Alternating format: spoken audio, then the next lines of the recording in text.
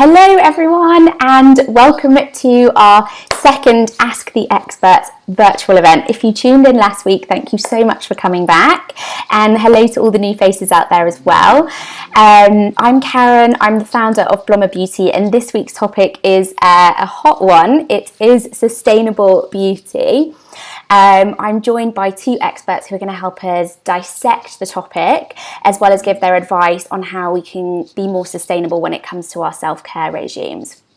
I'm personally so excited. I think I'm going to learn a lot as well from them. I've got some questions prepared, but this event is all about you as well. So make sure you pop your questions in the comments for our experts, and we'll make sure that we get them answered for you. We're going to be talking about sustainable beauty in general, what it means, but we're also going to dive deeper into ingredient sourcing, packaging, business practices, and shopping as well. But first, let's learn a little bit more about our panel. So here they all are. We've got Georgina, who is founder and editor of Pebble Magazine, which is all about sustainable lifestyle. If you don't follow them already, make sure you sign up to their mailing list because they've got such amazing content. They cover everything from the carbon footprint of our food to where you can get biodegradable tights, and also sustainable beauty buys as well. And we've been really lucky that quite a few of our brands have been featured. So basically, if there's anything that is around about sustainability, they'll cover it and they'll help you learn how you can incorporate that into your life as well. So welcome, Georgina. Thank you for joining us. And then we have Maya, who is co-founder of one of our favourite brands here at Blomma Beauty, Cut.Le.Crap. They're all about taking the BS out of the mainstream beauty industry. So they use natural ingredients in their formulations. They have sustainable packaging, and also ethical business practices as well, which is so important. They've got such big ambitions as well to keep moving the needle. They've got this sustainability statement, which is like a huge big manifest of how they're going to be changing their practices as they grow and become more and more sustainable. So it's a really nice example of how small changes can make big waves. So hi, Maya. Hello. So before we get started, let's hear your stories. Georgina, how did Pebble come to be, and how has that changed from where it is today? Gosh, that's a big question in a way. First of all, thank you so much for having me, and what a way to end the week and go into the long weekend with such a lovely panel. So I've been looking forward to this all week. Pebble started really when I was a freelance journalist, and I'd spent quite a long time living in the Middle East and working as a travel editor and flying all over the world, and just felt more and more guilty about my carbon footprint and my plastic footprint and everything else that I was doing. So I wanted to look at how to reduce that in terms of what food I ate, what I did, what I wore. And as I was researching things, I found that there really wasn't a magazine or an outlet that spoke to me.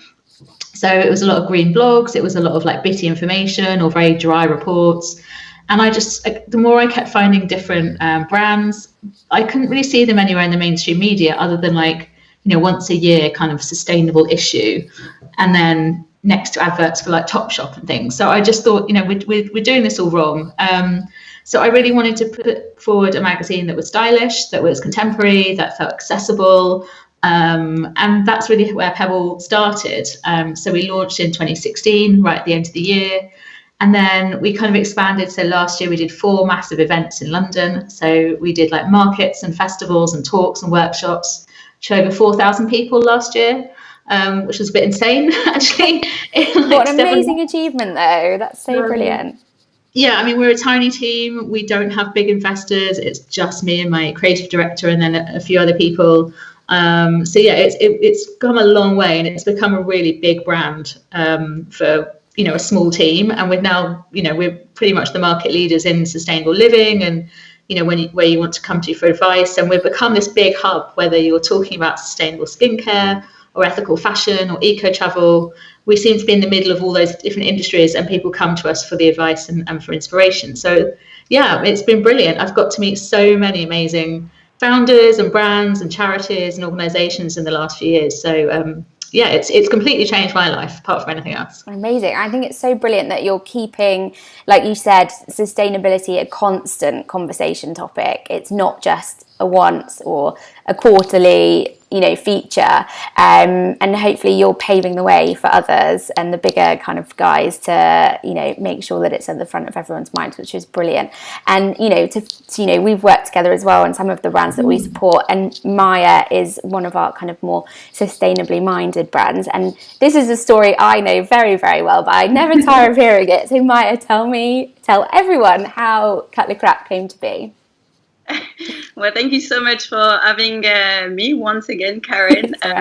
So it's all very exciting talking sustainable beauty, a very favorite topic of us. So the whole story started when we were living in Australia with my husband and son, and we started, looking at the way we were living, the way we were consuming things, the product that we were using, and we started questioning everything, the ingredients, the packaging, the side effect that he had on our body as well. And we started to be more and more careful and looking at brands that were delivering all these, and we found that it was easy in a way, but then we could not really connect with the brand. Nothing was really exciting, it was really hard to find something that was ticking all the boxes. So when we moved back to London, so that was in 2017, with my husband Ben, that is also the co-founder, we decided to launch our own brands and design products that were really, sticking to our own values and reflecting what we believe was what we wanted to see on the market.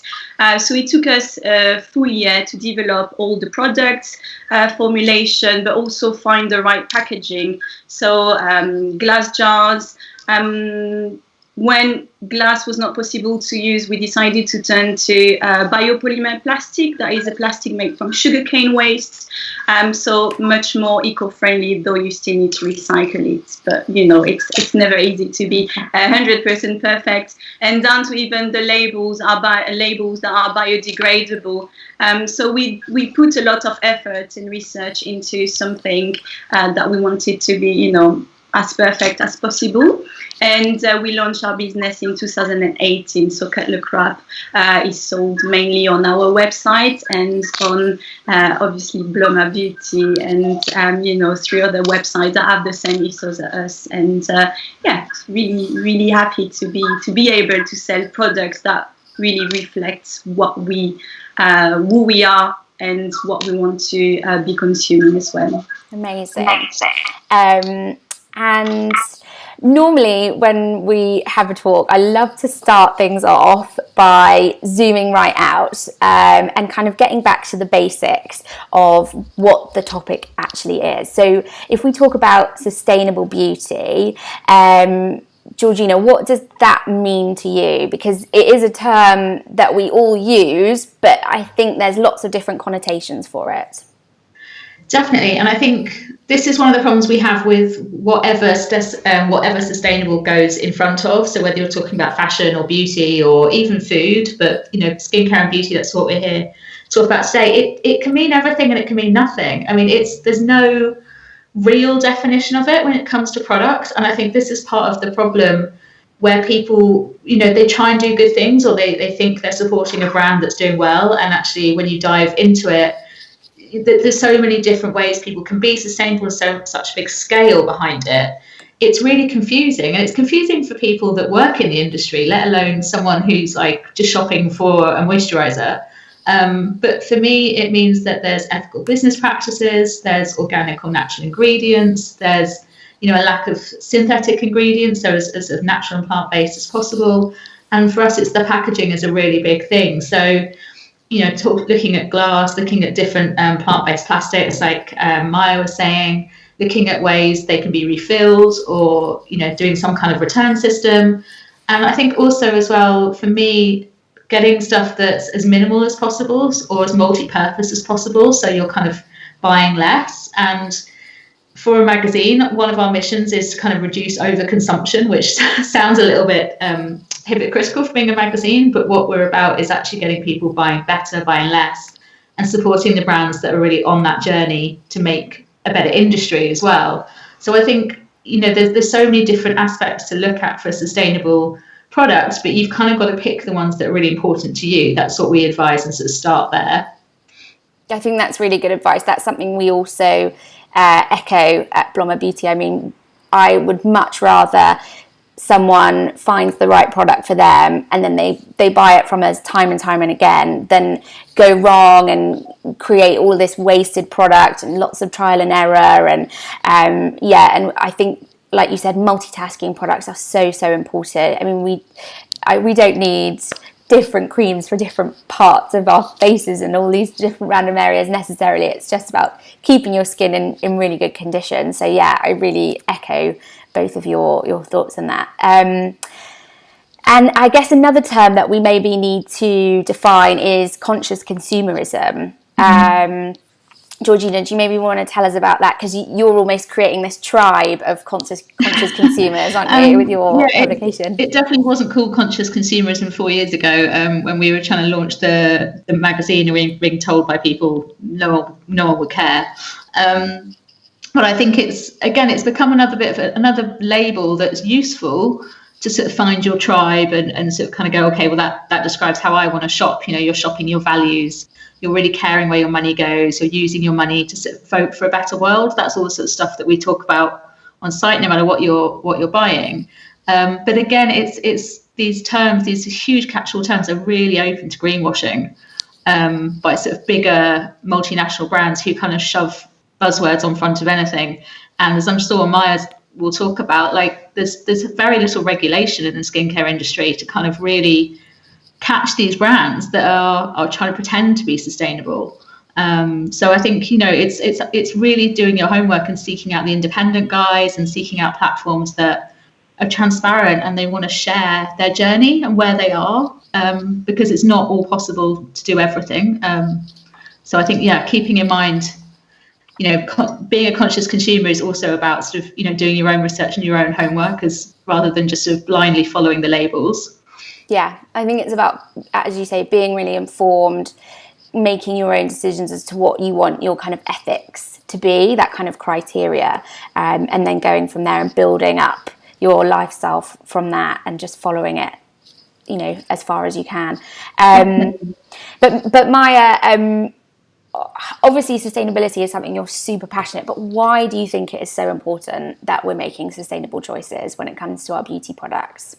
Well, anything that we consume has somehow an impact on the environment, and luckily, from what we starting to see happening, more and more people are demanding for transparency, for products that are more natural, for packaging that is either more eco-friendly or recyclable, things like that. So I think it is really important that we take responsibilities for our actions, and there's no small act or small things that is everything is making a difference. And I think we tend to consume a lot of beauty products, so it is really important that we switch to products and brands that are more sustainable. But as Georgina was saying, there's not much regulation. Greenwashing is very present. Selling sustainable or selling green beauty is very lucrative and very trendy. So people need to be very careful and do their homework. I think it's the main thing. Yes. Yeah, I feel like it almost is a movement that is coming from the consumer. People are jumping on the bandwagon, or trying to do it wholeheartedly as well. Not everyone's out there to negatively impact the consumer. But because it's not defined, it becomes really difficult to then navigate that marketplace. And how do you think, bigger organisations or maybe the government can support this kind of movement a bit more? Who's going to jump in? Sorry, Maya, would you like to? Okay, I think It's a really interesting time, because if you look at what's happening with fashion, you know, they've been trying to put a 1p tax on fast fashion brands, which would then, the money would then go into like recycling centres and the recycling infrastructure, and it just hasn't got anywhere. It hasn't got any traction. And I think that's part of the problem. This is very much a bottom-up movement, and at some point there's going to have to be a change and get some sort of top-down help. But I think as well, we're also sort of, it's drummed into us that, you know, we can't make a difference. We're individuals. Whatever we buy is just too small. And I think that's not the approach we take. We take this very, like as Maya was saying, very, you know, small steps do make a difference, because the bigger brands take notice of what's going on. I mean, Dove's just announced that all of their, I think shampoo is going to be made from recycled plastic bottles, and they're not going to have any single-use plastic anymore. And, you know, that's Unilever. That's pretty huge. It's still plastic. You know, but they are taking note of what's happening sort of with the independent brands, and it does have a knock-on effect. No, I think for sure. And I think we see a lot, there's lots of things like small steps make big changes. And I do still think that we should, you know, not get despondent about every little thing that we're doing as individuals. So yeah, I think that's a really nice message. Let's dive into ingredient sourcing for skincare. I'm a bit of an ingredient nut, so this is one of my favourite things. Do you think that, I mean, Georgie, when you were defining sustainable, you mentioned natural and organic, and obviously that's something that myself and Maya are really, really passionate about as being a more sustainable choice. But, you know, in recent years, microbeads have been banned. There's talk about, you know, microplastics in everything that we're consuming at the moment. Do you think there's any questionable ingredients at the moment that are permitted in skincare products that we should avoid, or even that are, you know, not bad for our skin but are maybe not as sustainable? Maya, do you want to take this one? Yeah, sure. So yeah, definitely. So the first one that would come to my mind are all the plastic or petroleum, derived ingredients that are coming from the fossil fuel industry. So obviously this is not sustainable in any way. Plus, it has no benefits at all on our skins. It's actually pretty terrible. Stop your skin from breathing, and it's wrong in so many ways. And a lot of mainstream brands are still using that, as an ingredient. So that's, I think, to me, that's definitely something that people should avoid. Now, in terms to ingredients that are not bad for us, but still, need to be carefully looked at, that would be palm oil, definitely. However, I would say that, the boycotting approach, to me, it's not the right approach, because palm oil has a very high yielding, it gives a lot of oil without having to plant too much. And if we had to replace that by something else, it could go wrong even more than what's happening with palm oil. So that's why it's really important that if you do consume palm oil, it comes from, certified sustainable sources. Same is with almonds. I mean, almond oil can be very bad as well. It comes from pretty much only one place in the whole world. So we need to be very careful for things like that. Same with essential oils. Some of them, come from, I think the one that will come to my mind, frankincense. The way you harvest frankincense essential oil has to be done in a way that really respects the tree. And it's the same. If it's not done properly, it can have terrible effects. So even if they're still good for us, we need to be very careful in the way we either harvest them or consume them. Yeah. How, when you're choosing ingredients, Maya, to go into a formulation, what sort of criteria do you assess? Because, there's some argument that you should only, source ingredients from closer to home, but equally then the resources that are used to grow those in their non-natural habitat use up more resources. Like, how do you find the balance when you're creating products? It must be impossible. Well, it's really hard, and whatever decision you make, people will, always have something to say. What we try to do is to, look at all all aspects and be comfortable with our decisions. So we are using a lot of ingredients that are not grown in the UK, but that's because we were looking at specific effect that we wanted to have on the skin. So that was, the way we motivated our choices. But when we choose our ingredients, we make sure that they come from sustainable sources. So either co-op or smaller farms where people are working and are respected and treated well and paid fairly. So that's really important for us. So we're even looking at our next accreditation being Fair for Life. So having everything carefully sourced, so we know that what we're doing is respectful in every way, even though it's not grown in the UK. Amazing. It's so good to be reassured that you look at it in such minute detail. It's certainly something we check for when we vet brands to go on the website. So I knew you'd answer that one well, but it's just to reassure everyone else. And Georgina, you mentioned that, again, for sustainability, you favour natural and organic ingredients. Why do you believe that? Because we obviously all do, but I think maybe some people listening might not have known that that's the case. And what's your take on that? I think, it totally fits in with what I believe is sustainable itself.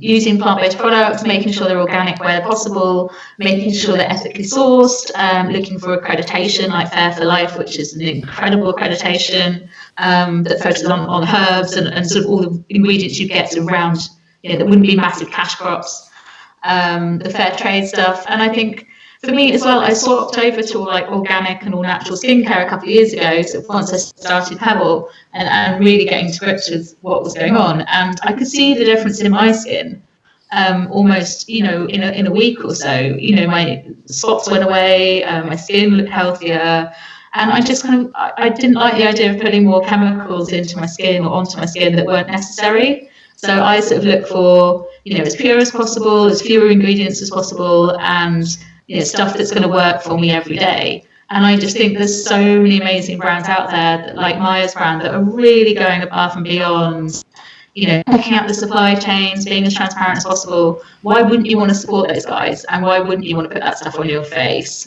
rather than a pot of something covered in plastic with, ingredients you cannot pronounce for £4 from Boots? For me, it's worth the extra money and worth the extra time. Yeah. You're worth the investment. It's getting a bit darker. A couple of people, Nalise is saying she avoids silicones, and Sabrina is saying she avoids SLS and parabens. So, there are a lot of ingredients that are in mainstream, non-natural, non-organic beauty. So you wouldn't find any of those ingredients in the products that we stock. It is. Like you said, you're an investment. Spend money on yourself. There's often in lush hard bar shampoos and things. So it's, and they would say they're natural beauty. So I think it is, you do need to look into a lot of ingredients if you really sort of want to get a full understanding. Yeah, and it is, like Maya said at the beginning of her story, it's a total rabbit hole that you go down when you first get into what people see, another greenwashing term, is clean beauty, which we don't really like to use too much because it's quite misleading. But you certainly discover a lot of things that you're thinking, how could I have bought things like that for so long? But both of you have mentioned packaging many times, and I know that it's such a big topic. In some of the posts that we put out before this event, we were kind of promoting it. We mentioned, 120 billion units of packaging are produced every year for the beauty industry. I mean, that's a staggering amount. Most of that is plastic. What are some alternative materials to plastic we should be looking out for in our skincare or our beauty purchases, Maya? Well, it's not an easy one because unfortunately plastic is you can mold it in every shape and size, and it's quite light and cheap, so it is a big problem. But I think glass is really good. It does really protect also your products, all the ingredients. Aluminium is a good one as well, and definitely recyclable, so really good, quite light as well. And then you can find also some alternative to plastic like biopolymer that are coming from, plants. However, I know we are using them, though, like we're moving away from that. We still have to recycle it, and it is a big problem. Unfortunately, not everything is recycled the way we believe is being recycled, or the way we would hope so. So we need to be very careful and take responsibilities again for our actions.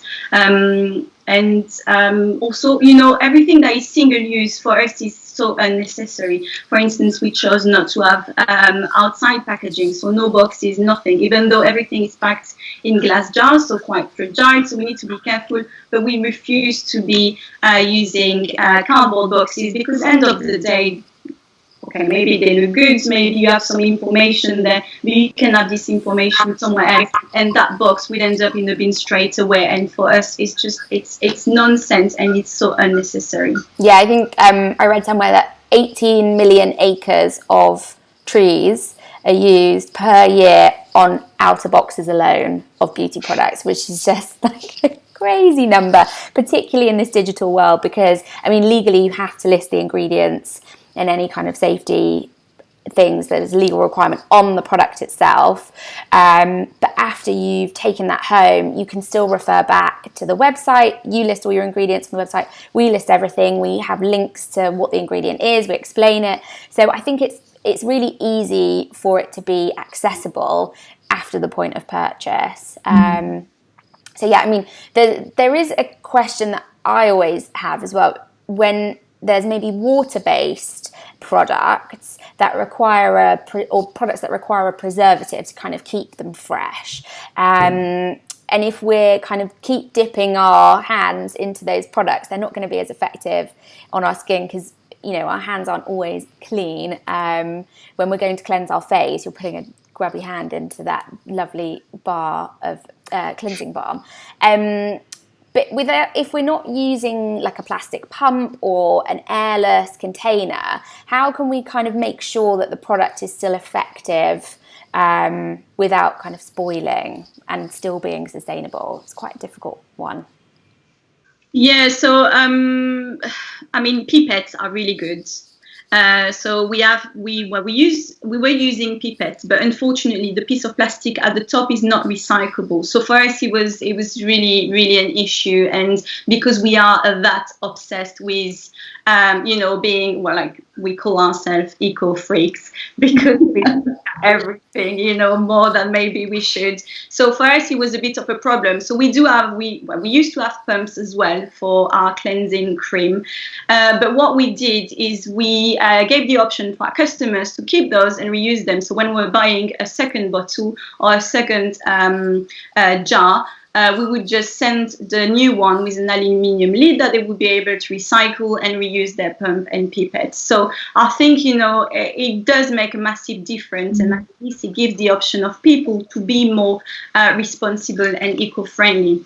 Now we decided to move away from the pipette because of that plastic top, and we moved from, the dropper that you have for essential oils. So for our facial oils and serum, we decided to use those. So it's still plastic, but it's a plastic that is recyclable, and it's, in terms of percentage, it's a much smaller amount of plastic that we are using. So we, always trying to find new ways and better ways of being more sustainable and eco-friendly. And for things that you can't use, a pipette or a pump or anything else, the same thing that you were using, Karen, in the shop is those little wooden, stick that you can use to stop the product, and that's definitely cleaner and better, and you're keeping the bacteria out of your product. And that's a really good way of using all your beauty products. such attention to detail. Georgina, have you seen anything else along those lines that maybe Maya's not mentioned, or do you have any tips from your own kind of beauty regime as to how you can avoid that? I mean, I think I'm really liking actually some of the brands that are doing like refills, as Maya said. So you buy something a lot more long lasting, like an aluminium tube with the sort of pump action top, and then you get it refilled so that you're at least not chucking that whole system away. I really like as well, I can never pronounce them, Zao, is it Z-A-O, the makeup brand? Zao, I think. And they used to call them Zao, sorry. Yeah. No, it's fine. I didn't see it written down. They have like bamboo, mascara, outer casing, and sort of for powders and things, because I think the next sort of stage of this is looking at your makeup as well. We're all sort of getting more aware of the plastic in our bathroom and trying to get rid of shampoo bottles and shower bottles and all that sort of stuff. But then you sort of turn to your makeup bag and, it's 10 different bits of plastic at least in there, and pots and things. So I think that's going to become the next sort of wave, and sort of how we shrink that down and make it more portable. And, like Maya was saying, glass is absolutely brilliant, but it is a lot more fragile. And it weighs more as well. So when you're transport a lot, you've got to weigh up the carbon emissions. And I think what it will come, hopefully what's being highlighted, I think, throughout this chat is there's no easy decision. And you're constantly weighing up different options of like, okay, well, this is lowering carbon emissions, but this is recycled plastic. And, and it's hard for the small brands because they often don't have the scale to pay for the packaging they want and have to sort of build up to it. So I think, there's lots of different solutions. There's not going to be one solution for everybody. We need all the different solutions. We need lots of people looking at it and lots of different brands doing different things. It's funny you say that the small brands can't compete, because Nilise is asking, what do you think it will take for the bigger brands to conform to the same fantastic standards Cut.Le.Crap do? So Maya's paving the way, but yeah, how can bigger brands, I guess they've got, longer supply chains and things like that make it difficult, but they've also got huge budgets, right? I mean, surely it should be easy for them. Exactly, but I think the problem with those big brands is that they, for them it's just all about the money. I don't think there's much more than that. However, due to conscious consumer sorry. More and more people are asking, for brands to make a difference, and they are starting to change, as you were saying with Dove, and they're the ones that have the money, so they should be leading the way. And for small brands, it is very, very hard. But I mean, for us, we wouldn't be doing any other way. So it's just, you have to start somewhere and then try to reach the point that you want to reach. But as we said, we're not 100% perfect yet. We're still using a bit of plastic. There's still things that we want to change. We'll change them along the way, but we need to find the answer. We need to find alternatives, and this will take time. But things are definitely changing, so that's very positive. It's a journey, not a destination, isn't it? So yeah, it really will help. One thing that I am really quite passionate about is, and I think people forget about this a lot, is it's not just the packaging of the product, it's the shipping packaging as well, and the carbon footprint of shipping, e-commerce, the amount that we order online. I mean, obviously at the moment we need to order online, and that's, a fantastic, resource that we've got. But Georgina, I mean, maybe have you ever had any articles on, e-commerce logistics and the kind of sustainability aspect of that? We did one a little while ago, actually, last summer, and I'm really sorry it's so dark. I haven't done one of these like so late at night, and I've just realised our lighting is shocking. But we did one on actually free returns for the fashion industry. So I think it was something like 50% of what people order generally goes back again, and just the carbon emissions of having all those trucks on the road, having parcels going backwards and forwards, and the huge rise in fashion generally of people sort of buying loads, trying it on once or wearing it once and sending it back. You don't think about that as having an impact. And, aside from all the packaging, the trucks on the road, the ships, the airlines when they were flying, I think it's that hidden cost, and very few brands talk about it. Very few brands talk about it on their website, even if they're talking about where their ingredients comes from. They probably aren't talking about their transportation. And it goes back as well, I think, into this real push and pull debate between what's better, if it's local, is it organic? You know, and often those two things are working at complete opposite ends of the world. You know, you want some incredible organic herb, but it grows in Asia, or you want to make things locally to save on carbon emissions. And it goes back to what you value more, or what you want to prioritize. I don't think anyone's got it right. I mean, maybe if you're making your own moisturizer out of herbs from your back garden, you're probably doing pretty well, but you know, that's not realistic for 99.9% of people. Yeah, and I suppose, you know, I always say you don't want to be the voice of doom and, you know, say we shouldn't buy anything. You know, we want to feel good, we want our skin to look nice, we want to enjoy these products, and it's just about doing that, but in a responsible way, I guess, is the message. I would say that, you know, we're not trying to scare anyone tonight and also finding brands that give back, you know, finding brands that become carbon neutral or carbon positive, or, you know, offset their emissions by planting trees, or, you know, giving back to charity. I think that's a really nice way to sort of try and balance it out and make everyone feel a little bit more hopeful.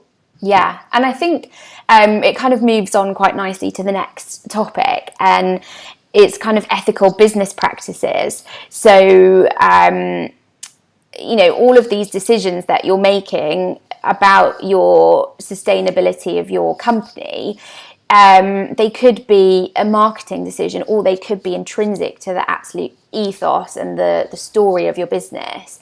So, I mean, for both of your businesses, how do you ensure that your day-to-day operations are sustainable? It's not just a message, it's an actual, you're living it, breathing it. Georgina, I'm pretty sure your operations are super sustainable. Yeah, I mean, we're an odd one. I mean, we don't make a product. So in one way, that's really easy. And another way, it's actually really hard, because we can't show a physical product and what we're offsetting against it. So last year we gave 1% of all of our revenue to charity. So that was across Fashion Revolution, and then Feedback, and about 3 or 4 other ones across the year, which felt like a really good way to sort of make sure some of our revenue was channeling into what we sort of rack up in emissions. But we're actually quite a small, you know, we're a tiny company. We work virtually. We don't have an office. Everyone walks or commute. You know, we don't drive cars to offices and things like that. When we did our events, they were all plastic free. We made sure that we were offsetting all of our emissions and sort of the emissions of people coming. So we kind of did as much as we felt we could last year. And then, I mean, we're obviously on like green hosting and solar, you know, renewable energy and all that kind of stuff as well. But we're having a big brand relaunch, or brand evolution, as my creative director keeps telling me to call it, in May and June. And we're actually going to be partnering with Treedom, who are an amazing sort of tree planting initiative, and launching a Pebble forest. So everything that we do instead is going to be driven back into that initiative, so that we will have something physical. We'll be able to sort of say we've planted this many trees, that's offset this much CO2. So for us, I'm really excited about that. That's amazing. What a landmark as well. You should have an event in the forest. That would be cool. Well, I think it's going to be in Kenya. So. Oh, wow. Okay. That'd be a pretty epic event. Maya, how about you? So for us, it's pretty much the same. So it's about, you know, your day-to-day running the business. So for instance, you know, like all renewable energy, things like that. The way, well, for the moment it's just me and my family working on the business, but also the way we would be treating anyone that would be working on the business. Trying to move for a green server, using renewable energy, working with suppliers that have similar ethos, are are ones. Working with a website like you, Karen, that is respectful of the environment as well, refusing to sell on Amazon, even though we know we are missing so many sales, we're lacking, visibility, but I mean, we wouldn't be doing it any other way. And as well, working with charities. So we're working with Tree for Cities, and we plant a tree for every £100 spent on our website. So again, you can't be perfect, but it's trying to find solutions. Same again, when I do pop-ups, when we do events, we don't have a car. We chose not to have a car. I mean, we're in London, so it's quite easy, to commute using the public transport, but it's making decisions that are not maybe always easy, but we choose to be more ethical rather than being, comfortable and going for the easy options. Yeah, and that's part of your sustainability statement, isn't it? All of those small changes you mentioned to the packaging earlier, that was on your roadmap as part of your sustainability statement. So and you've achieved those, tick, tick, boom. What's the next iteration? And tell us a bit more about the sustainability statement, and then also what's next, because I think it's very cool to be so transparent about the steps that you're taking. Yeah, exactly. So for us, transparency is key. Is so easy for everyone to say, look, we are sustainable, we are eco-friendly, we are natural. But we thought that if we were publishing something on our website that everyone can read, everyone can go through, it would be better for us in a way that, we have to stick to it. We don't have any options. And it's also a clear way for us to see where we want to go and, have clear steps to reach our objectives. So we wanted to move away from plastic completely, even though, again, we're using a biopolymer plastic made from sugarcane waste. But yeah, it's still plastic, so it was not working for us. So we are trialing aluminium bottles for our Castile soap.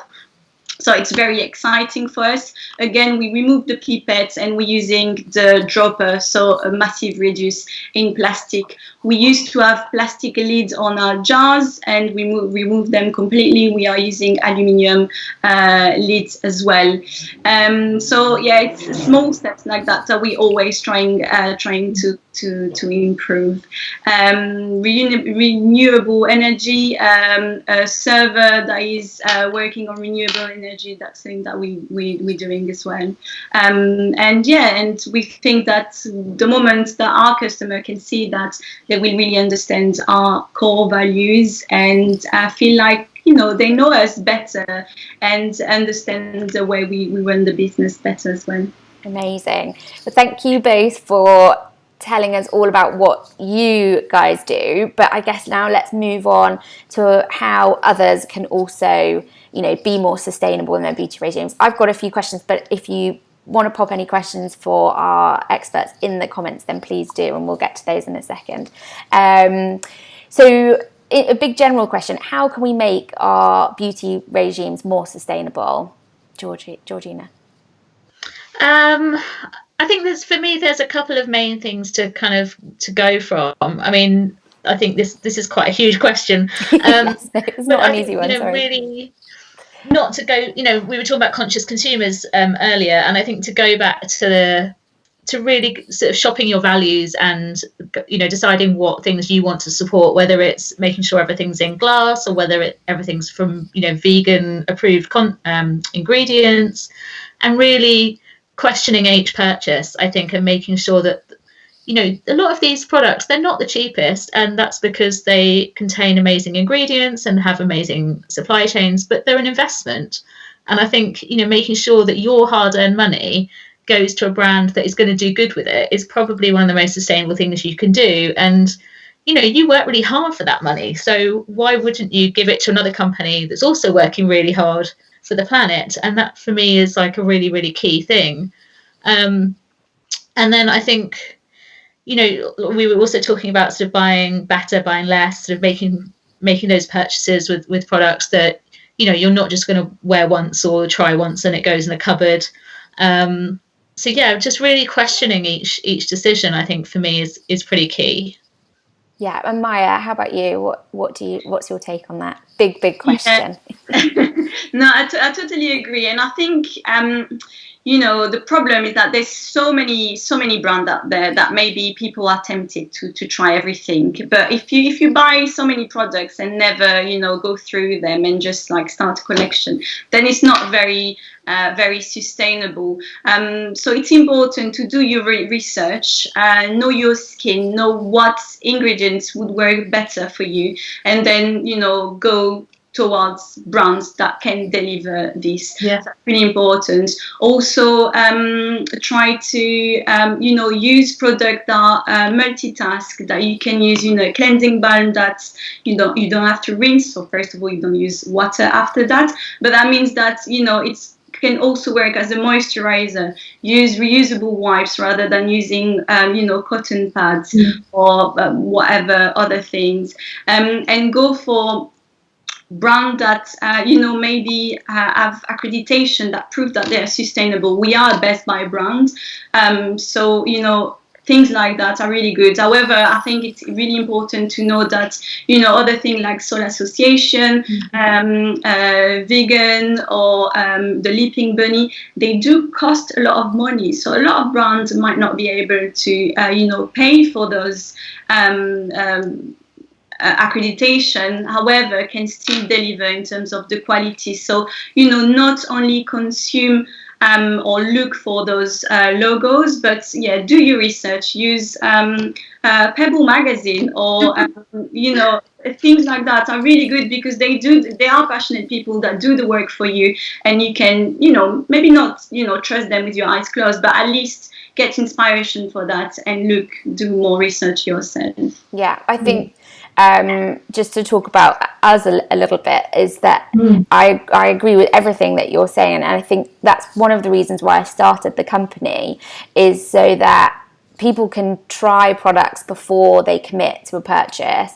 I'd rather give someone 10 moisturizers until they find the right one, and then they know that that's going to be right for their skin and it matches up all of their ethics. So we focus on our events a lot on try before you buy. So whether you meet the brand founder and they demonstrate the products to you, or you take away a little sample, and then we're also doing a try before you buy postal service. So you get a small version of the product before you commit, and it's just kind of giving you access to things without having to do something untested, because beauty is so experiential. It's just so important to know that you're putting something on your skin that's going to do it good. It's not going to harm it. It's going to make it look the best that it can be. So yeah, a little plug for us, but that's kind of how we work, in that we believe you should commit when you commit. I really like the way you encourage questions as well.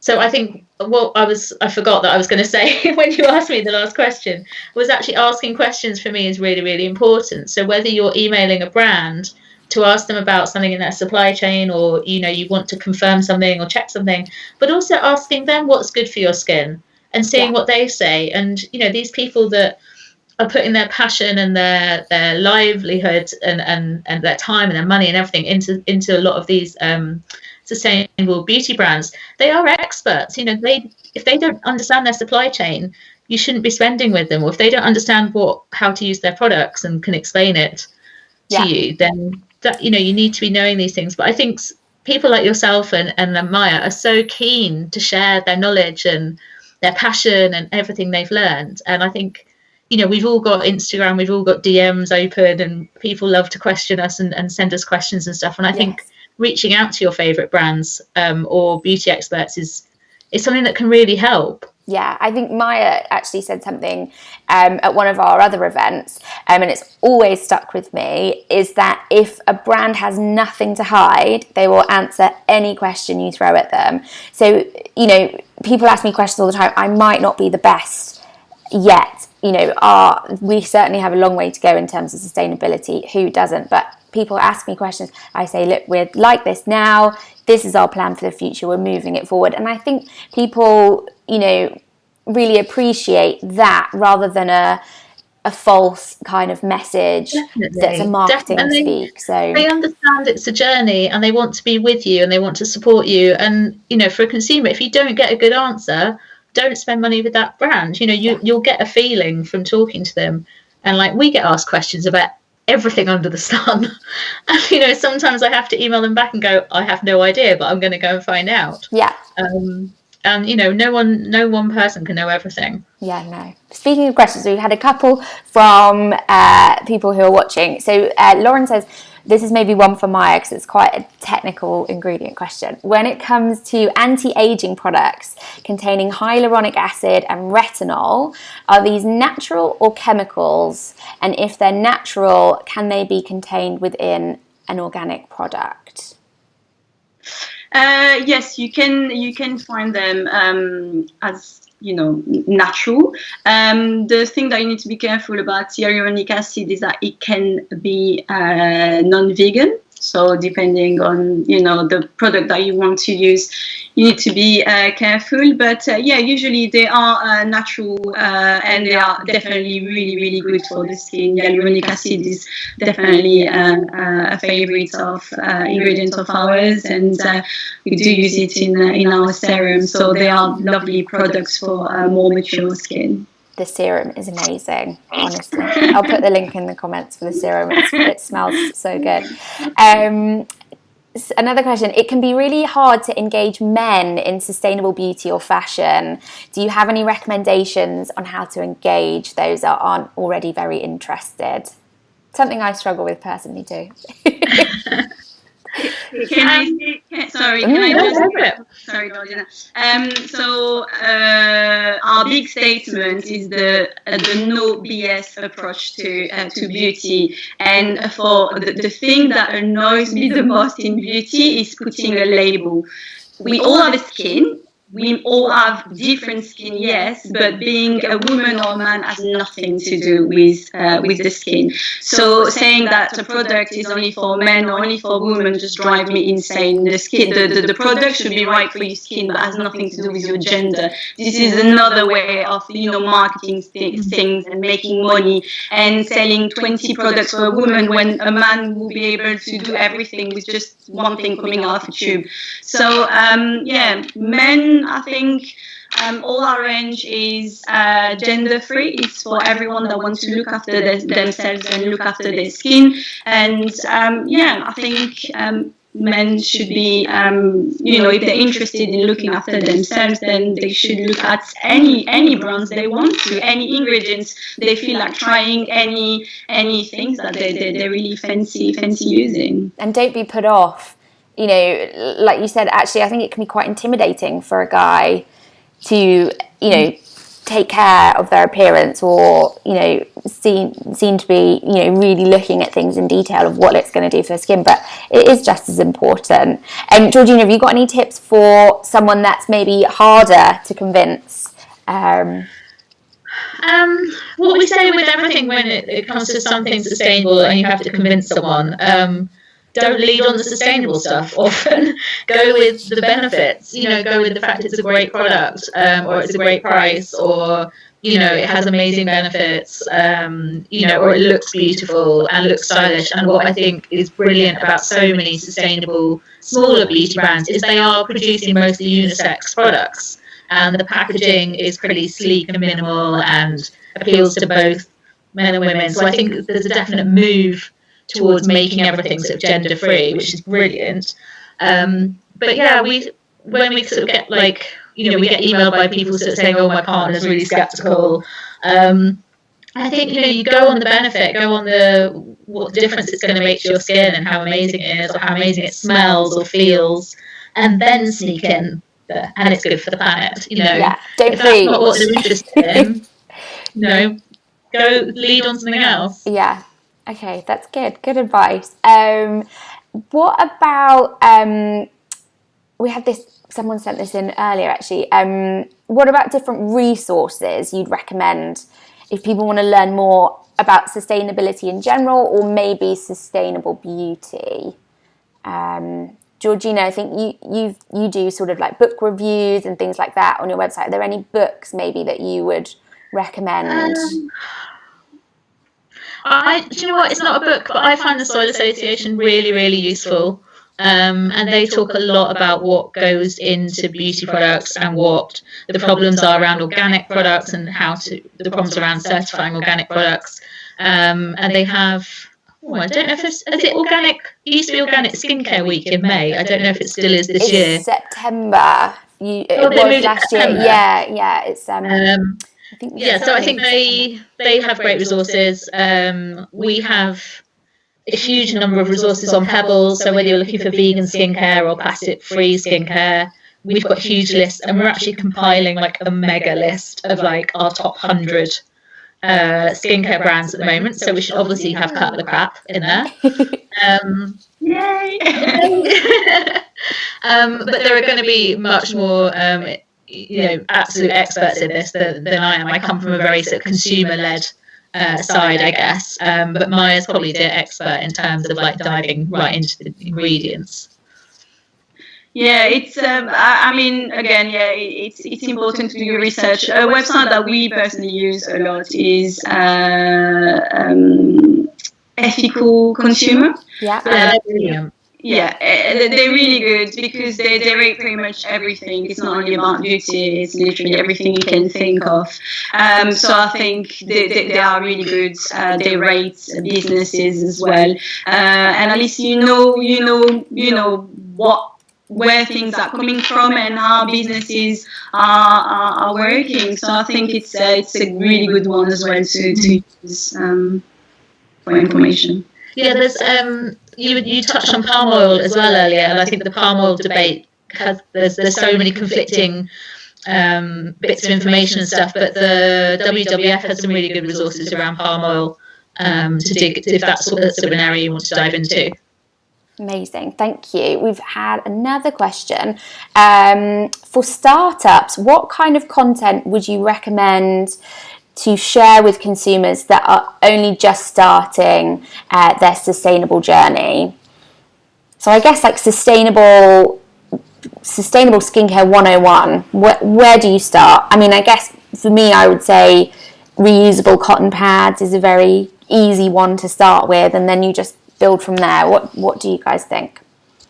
Getting rid of like easy plastic in your bathroom, so like hard bar shampoos and hard bar shower bars, like getting rid of plastic razors. But I think if you want to sort of get people on your side as wanting to buy sustainable skincare, then I think the two big areas really are ingredients and packaging, and they're both still so complicated for most people. It really is breaking down and having that transparency of like, there was a brand I saw the other day, and I can't remember who it was, but they listed like the 10 ingredients they had in their moisturiser, and each one had an explanation of what it did and why it was in there, and it really nicely, in a really sort of friendly manner, and it took out all the sort of long, complicated words, and I think that kind of stuff's really needed. Yeah, I think it's personally, from all of the brands that I see, from whether they've just started or they've been going a really long time, I know, like Maya's obviously saying, the packaging is so minute, the detail that you have to go into, but I actually think it's an easier problem to solve than the ingredient sourcing, because there's just so much that we don't see, we don't know, it's halfway across the world sometimes. I think it's really difficult to really pinpoint if something's being sourced sustainably, harvested sustainably, processed sustainably, shipped sustainably before it even gets to Maya to make it into a batch of serum, for example. So yeah, I think packaging is probably an easier thing to tackle. Would you agree with that, Maya? Yeah, no, totally. But I agree with you, Georgina, and that's what we try to do on our website as well. Is that there's so much information. Like sometimes when you want to start your sustainable or more natural journey, there's so much information that it's hard to navigate through and understand everything. So we took the same approach by listing on our website every single ingredient that we are using in our product, with a clear definition where it comes from, what is it doing in our products, what's the benefits it has on the skin, and also a score next to it to really understand how safe or less safe it is. So for instance, we are using essential oils. I think they're amazing. They have so many benefits for the skin, for the mind, but they can be very, very irritating for some people. So you need to have this information in order to use your product the best way you can. And we also put a list of ingredients to totally avoid and why you should avoid them, so people can have this information. We also try to write blogs about all the ingredients that we use, so people, if they want to, can find this information. Yeah, I think it's about giving people that choice. I mean, to go slightly off topic, not the sustainability angle, but the organic angle. I mean, for us on our website, we stock natural brands, organic ingredient brands, and fully certified organic brands. So there's like a whole cross section. And, I have my own personal views on what types of things I would put on my skin. For me, I'm an organic purist. It's got to be organic. It's got to be the best of the best. But, some people might just think, well, I just want it to be natural, or I just want to make sure that it's vegan, or even I'm not bothered if it's natural or organic, but I want the packaging to be sustainable. So I think it's about making sure that you're giving people the choices. I don't think, because it's almost just as bad to spoon feed people and say, this is what you need. You're almost as bad as the greenwashers, then, I would say, but maybe that's a bit of a grandiose statement. I think just giving people that informed choice, isn't it, and making them understand where the choices are. And I think, Maya just said a really important point. I think it's, if you're a brand starting out, it's actually really important to show what you're not, especially when an issue is really complicated, and you're talking about sort of science, scientific language, or complex supply chains. Actually showing people, well, we don't do this, or we don't use this, is a really nice way to make yourself stand out and sort of have that point of difference. Yeah, that's great. Well, I think we're running out of time now, but thank you both so much for your expertise and your insight. It's been really, really interesting, and thanks to everyone for watching, because you've brought up some really great questions there. Next week's event is all about certified organic beauty, so we'll be featuring Emma from True Skincare, Lucia from Casa Mencarelli, and Abby from Cut.Le.Crap makeup, which is very, very interesting. Organic makeup is very, very difficult to find. So sign up for that via our website if you're interested. And in the comments links, you can also find a link to Maya's products on our websites. If you've got any questions, send us a message, happy to answer. And then there's also a few links to some of Pebble's articles that are kind of relevant to this topic. But as I said at the beginning, go and sign up to their newsletter. At the minute, they're giving me so much joy, because it's just such interesting content, written in a really, really, really great way. So thanks both guys, and see you next week, everyone. Thank you. Bye. Thanks, bye. Good evening.